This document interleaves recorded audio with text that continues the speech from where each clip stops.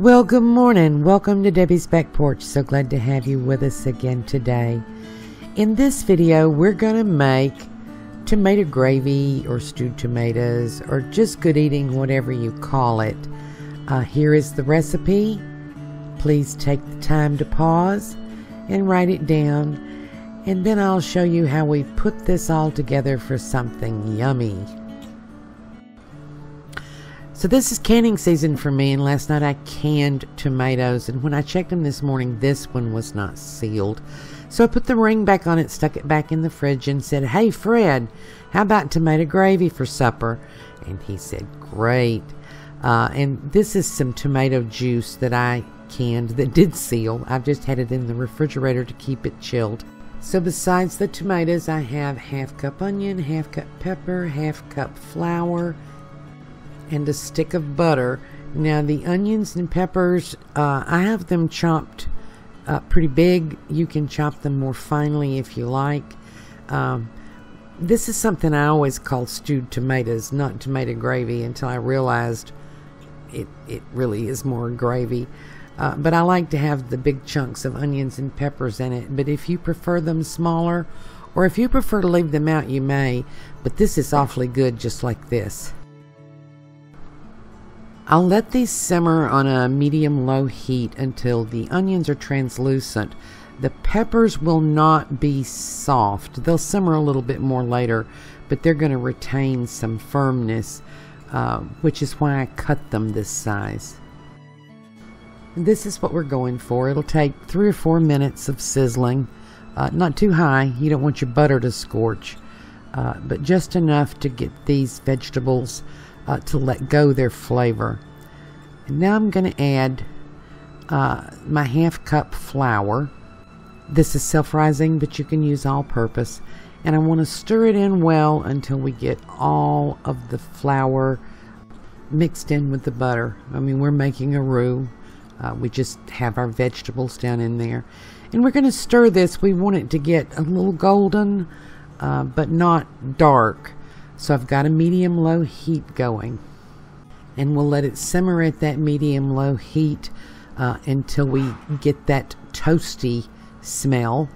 About 3 minutes to cook off the raw flour taste. I'm adding some red pepper. You can use black pepper. I just like to use red pepper in this. And salt. And I don't salt my tomatoes, so I put in a good bit of salt. If you salt your tomatoes, you'll use less, and we're going to taste it again in a bit anyway. So I'm going to let this simmer go now for about 3 minutes, stirring all the time.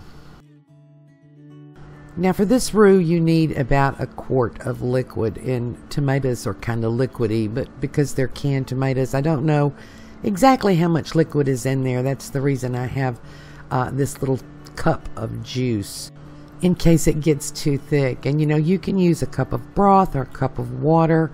I just have this juice, and it's really good. So we add the liquid in a little bit at a time, and we stir as we go. And if you'll notice, I use a silicone whisk when I'm using my cast iron pan with a roux, because I don't want the color from metal on metal to be in the roux.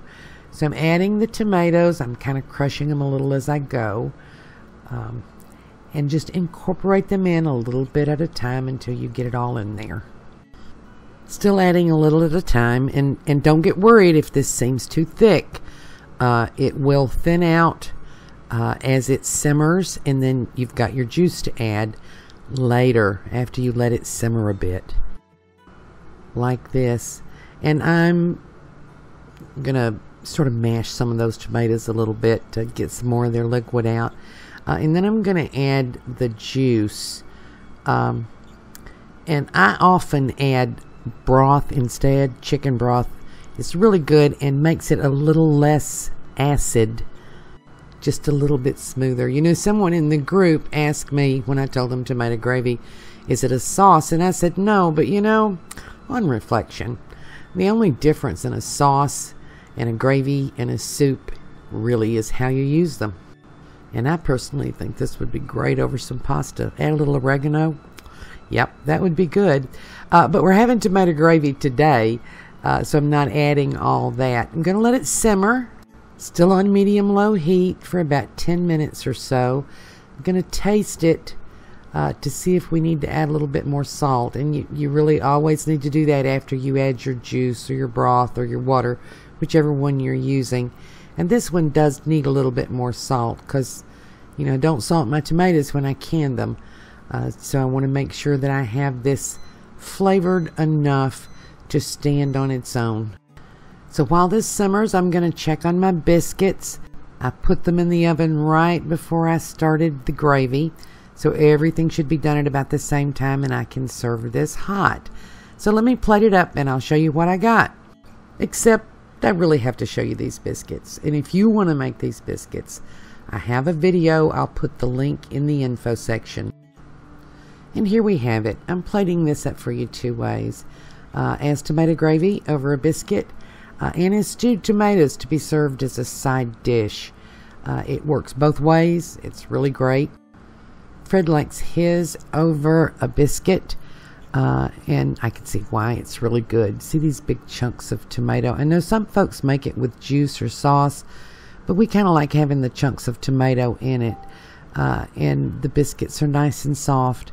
So it's almost like a dumpling, and the flavor is very tomatoey, very rich and thick.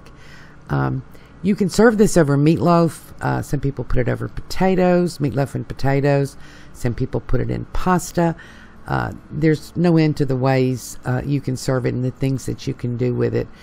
And it's really good. And those of us who are home canners usually end up with quite a few tomatoes, and this is something great to do with them. And personally, I prefer to eat mine as a side dish. Stewed tomatoes, and they're thickened and they're rich, and I want you to see the texture.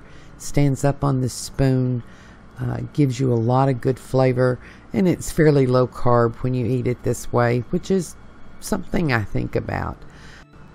So I either use it as a side dish or, truthfully, I'll just eat it like a bowl of soup.